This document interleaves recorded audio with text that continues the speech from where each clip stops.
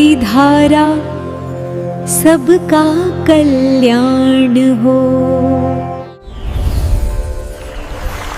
आप देख रहे हैं एच सीरीज भक्ति धारा। आज आपको मैं गरुड़ पुराण के अंतर्गत दान धर्म की महिमा की कथा सुना रहा हूँ, तो सुनिए। याज्ञवल्क्य जी ने पुनः कहा, हे ऋषियों, अब मैं दान धर्म की महिमा का वर्णन कर रहा हूँ, उसे सुने। अन्य वर्णों की अपेक्षा ब्राह्मण श्रेष्ठ है, उनमें भी जो सत्क्रियावान कर्मनिष्ठा ब्राह्मण है वह श्रेष्ठ है। उन कर्मनिष्ठों में भी विद्या और तपस्या से युक्त ब्रह्म तत्व वेता श्रेष्ठ तथा सत्पात्र है। गृहस्थ के द्वारा गो, भूमि, धान्य तथा स्वर्ण आदि का दान सत्पात्र को उसका पूजन करके दिया जाना चाहिए। विद्या और तपस्या हीन ब्राह्मण को प्रतिग्रह दान स्वीकार नहीं करना चाहिए। इस प्रकार दान लेने पर वह परदाता अंशों को अधोभागी बना देता है। प्रतिदिन उपयुक्त पात्र को दान देना चाहिए। निमित्त सूर्य ग्रहण, चंद्र ग्रहण आदि विशेष अवसर पर उपस्थित होने पर विशेष रूप से अधिक दान देना चाहिए। किसी की याचना करने पर भी यथाशक्ति अपनी श्रद्धा के अनुसार दान देना चाहिए। स्वर्ण से अलंकृत सींगों वाली, चांदी से मढ़े हुए गुणों वाली सुंदर वस्त्र आदि, अधिक दूध देने वाली सुशीला गो का यथाशक्ति दक्षिणा के साथ दान करना चाहिए।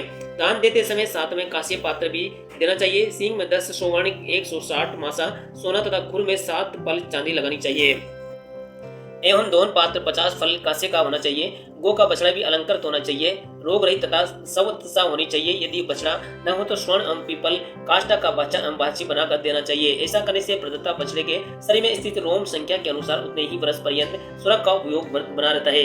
यदि गो कपिला भूरे रंग की होती है तो वह दाता के 7 कुलों का उद्धार कर देती है। जब तक प्रसव कर रही है, गो की योनि में बछड़ा के दोनों पैरों सहित मुख दिखाई देता है, और जब तक वो गर्भ का प्रसव नहीं करा देती तब तक उसके पैर पृथ्वी पर नहीं मानने चाहिए, समान ही मानना चाहिए।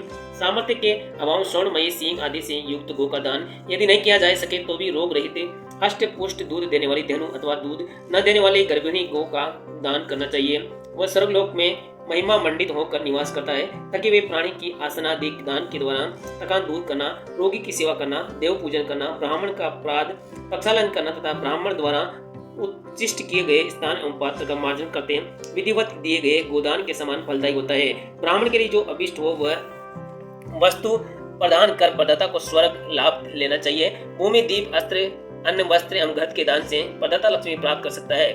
घर, धान्य, छाता, माला, उपयोगी वृक्ष यानी स्वारी, घृत, जल, सैया, कुकुम, चंदन आदि प्रदान करने से स्वर्गलोक में प्रतिष्ठा प्राप्त होती है। सत्पात्र को विद्या प्रदान करने वाला देव दुर्लभ ब्रह्मलोक को प्राप्त करता है। मूल्य लेकर भी वेदों के अर्थ, यज्ञों की विभिन्न विधियों को संपादित करने वाले तथा शास्त्र एवं धर्म शास्त्रों को लिखने वाले ब्रह्मलोक को प्राप्त करते हैं। वेद शास्त्र ही संसार के मूल्य व्यवस्थापक है। इसी कारण ईश्वर ने सबसे पहले इन्हीं की सृष्टि की है। अतः सब प्रकार का सत्पर्यंत करके वेदों का अर्थ संग्रह करना चाहिए, अर्थात वेदों के तात्पर्य को समझने के लिए भलीभांति प्रयास करना चाहिए। जो अधिकारी इतिहास अथवा पुराण लिखकर दान देता है वह ब्रह्म दान के समान प्राप्त पुण्य का द्विगुणित पुण्य प्राप्त करता है।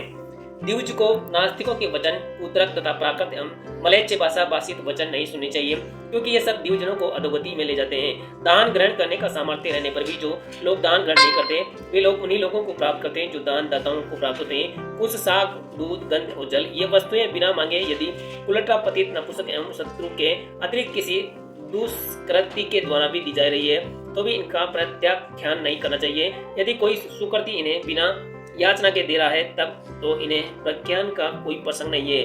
देवता या अतिथि की पूजा करने के लिए, अपने माता पिता आदि भरण पोषण के लिए तथा अपने जीवन की रक्षा के लिए पतित एवं अत्यंत कुत्सित को छोड़कर अन्य सभी से जितना आवश्यक हो उतना प्रतिग्रह लिया जा सकता है। श्रोताओं, दान धर्म की महिमा की गरुड़ पुराण की छोटी सी कथा आपको कैसी लगी कृपया कमेंट करके जरूर बताएं, और ऐसी ही कथा सुनने के लिए हमारे चैनल एच सीरीज भक्ति धारा को सब्सक्राइब करें। एच सीरीज भक्ति धारा को सब्सक्राइब करें